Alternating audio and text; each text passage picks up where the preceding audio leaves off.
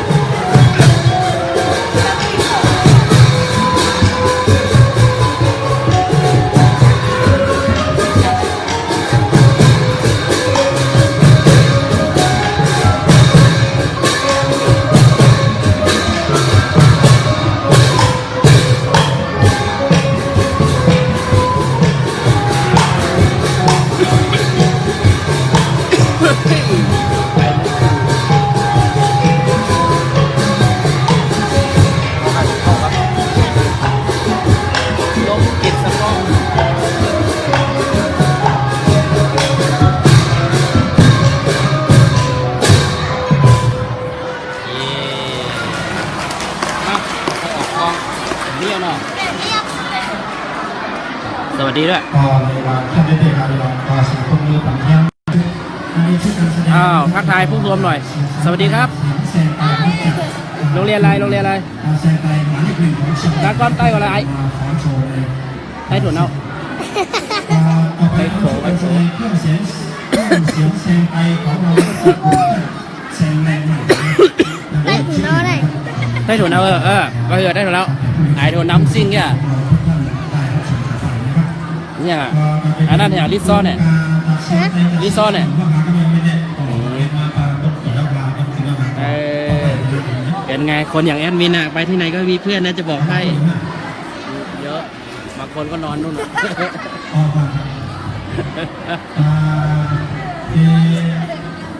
เป็นไง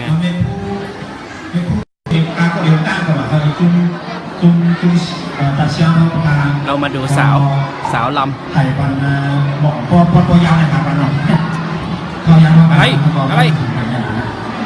เป็นผู้เข้าค้าเนี่ยค่ะแต่เขาว่าสอนผู้เรียนเข้าค้าเนี่ยค่ะบอกเองว่าการเรียนค้าเนี่ยทำก่อนผู้เรียนเข้าค้าเนี่ยตอนนี้น้องเข้าค้าเนี่ยค่ะอันนี้เลยค้าเนี่ยเขา นี่สาวทั้งนั้นดูดินี่ป้าเป็นไงสาวก็มีนะคนอย่างแอดมินแล้วไม่เคยขาดสาวข้างกายอายุยังไม่ถึง18เลยนี่หนุ่ม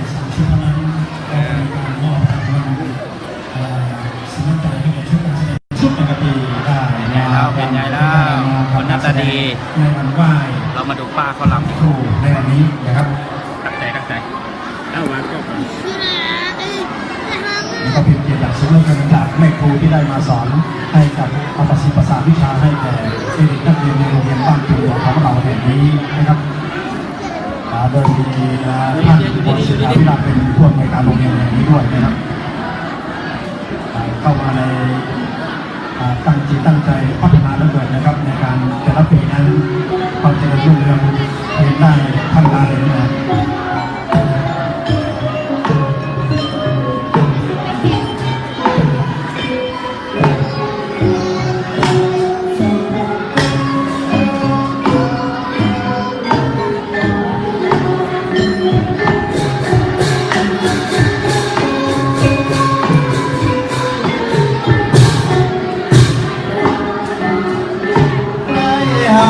ความเหมาะควา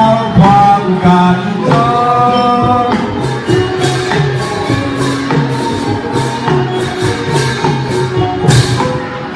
เลี้ยงเป็นเงาหมู่ลาสอบหุยหัวกูยอมยอม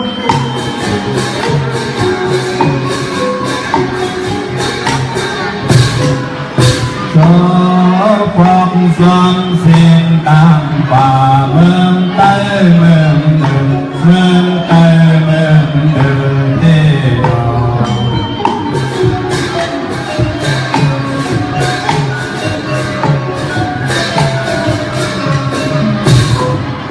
อาสานีได้ยอมตามก่อนวันเสาร์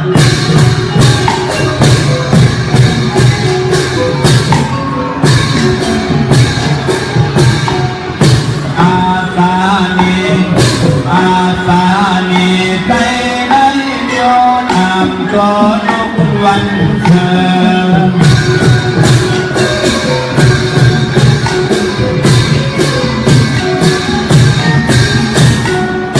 อย่า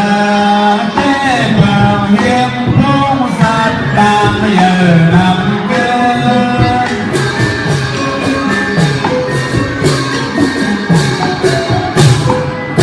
ไปอ่ำย้ำผ่านกลมตั้งหอมหักจับตอนนี้โยมยาเอาเดินเฮาสานเพื่อนเกิน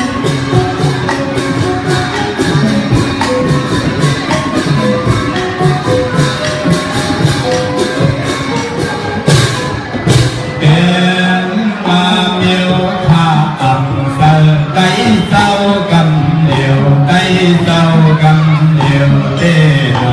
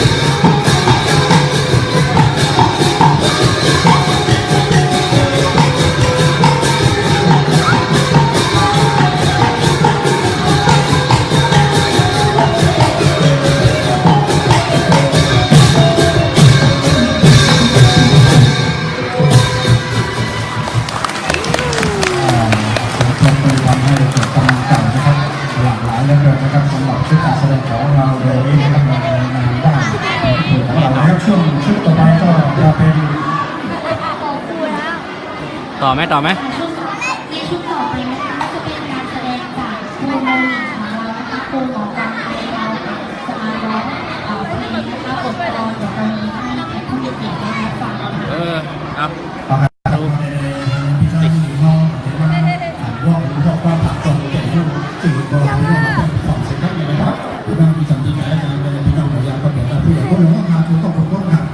ในสรุปแย่นั่นเป็นเชิงเรื่องอาคารผู้ชายการมาเป็นสัตว์เราห้องฟังเจ้าตรงนี้ ใครนวดแล้วเนี่ย và người sụp ngã người sụp ngã cũng có con trâu từ cùng con trâu những cái quyền con gió phá để con đâu nhớ bữa nay đi trên trăm đi chỉ học ยัง là บุรี na ยังบุรี có khu cái mưa phá lại oán chắc tiền bạc quay yêu yong quay quyền khu lễ quay yêu yong khu mỏ hao phá khu sầu sầu xem ca ba xem khu mỏ phi nhị sang tay hao khu mỏ đó ở xí ya này người xin ăn ăn เอากลุ่มมวลพี่น้องเขาที่สันติไกกูก็กูกองการในที่มาเกี่ยวข้าวในห้องความหลวงกันเนาะตอนนี้ห้องความหลวงย่อๆผู้หมอพระเจ้าเลยนับจากพี่น้องเขากูก็ในหน่วยสงครามสร้างว่าเมื่อไรเพียรลีเปียจอนาตัวกว่ากูดีกูตาไม่ก็อำนายใส่เลยยิงริดก็อย่าเผยก็ก็เลยมาวัดตรงวัดทางทานอเพื่อมือวันนี้นะสวัสดีวันเมื่อเดียวในเตะอำนาจขาปล่อยกุ้งมุนเมียเจ้าคู่เจ้าว่าตอนเปิดปาริกายกูไปลองพี่เยพาซาไตกระตางเสียงพอเลยมาเก็บไว้ลูกมองกว่าความหมดก็เลี้ยวได้ใส่ขาเดียวเสียงมันลึกยิ่งลึกใส่กูก็กูฝนก็เตี้ยถุงเพียงโคเก่าของอาลางไตสวัสดีเมื่อเลี้ยวได้เตะอันเป็นทุกปุ่งยามุนยาว่าเศร้าเป็นเศร้าผู้หมอผู้ปะจองไรปิญญาญาณเขาเศร้ามาหลอกความใจไปวงนาฬิกาภายปิญญาปาเทียงโคลุงคู่ไว้ในอ้อนอสวัสดีบันดีไล่ไปปีละเดี๋ยวจะเก่งเอาเมืองกำพาดีมาในใจก็เลยคือกำพาอยู่ที่เมื่อยามนั่นเดียวนออันไม่ได้เตรียมลองพี่ลองทุ่งลองลิกลองได้ลองโคหนุกดวงไปละทุกความกูยามาได้ไปตีมาไว้เตรียมก็เดินสร้างเมื่อนังเมื่อเดียวได้กูยังบุญยาเตนาว่าคู่หมอผู้เจ้าได้ทำไงนานอเขาเจ้าก็ได้นี้เตรียมมาทุนเสนอเตไม้ปืนเป็นว่าใจได้เจ็บมือเขากับกำพาปานพุทธลาเศร้ายามอันนี้มันอ๋อนอจะว่ามือในอัมพตาดิขายาวเจมานุปคู่ไปเดินความซาดิกาปาเจมคู่หมอเสียเงางานตาตีรองเพ่งเงียนใจและมีรองเป่ามุมยานสัตว์เสียงมาบดปล่อยให้ไอ้ที่ปล่อยมาไม่นอไปเจียมไปห้องป้าเตียงกูบริไลกูไปก็พอสั่งสอนได้อยู่ทานดูนี่แหละก็อย่าว่าเขาซาเจอได้เป็นเจอเคยลองประสาทที่ใจได้มันที่ว่าเอาได้เขาอยู่นั่นน้ำอินไทยเสียวอีกอย่างถึงไทยลืมห่างลืมตัวเลยนะนอที่ขาดทุนขาดเยวันขอโรงเรียนผมป้าตอนนายอำเภอกูเจอกูจุ่มกูเศร้ากูตวนกูปาติมันมาเดียาใจขับพดได้มีโคอีกเรื่องวันโคเลยนอ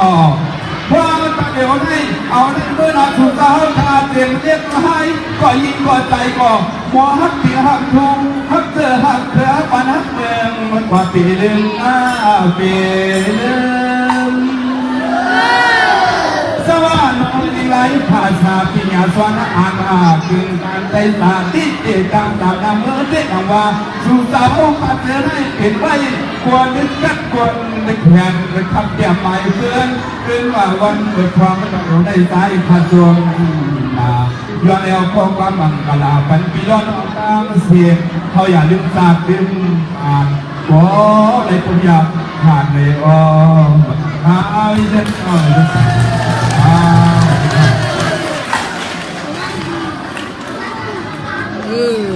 ยาวเนาะยาวค่ะดีใจมูลิกครับ โดยโปรโมทจากแสดงแรงใหม่นะคะและการแสดงชุดสุดท้ายในวันนี้นะคะก็จะเป็นการแสดงรำนกอินทราชายนะคะจากกลุ่มหนุ่มไตรร่มเย็นนะคะซึ่งการแสดงรำนกชุดนี้นะคะได้รับรางวัลชนะเลิศนะคะที่ 1จากเชียงใหม่นะคะในการแสดงรำนกค่ะขอเชิญรับชมค่ะ เดี๋ยวเราถ่ายวิดีโอดีกว่าไหมถ่ายวิดีโอ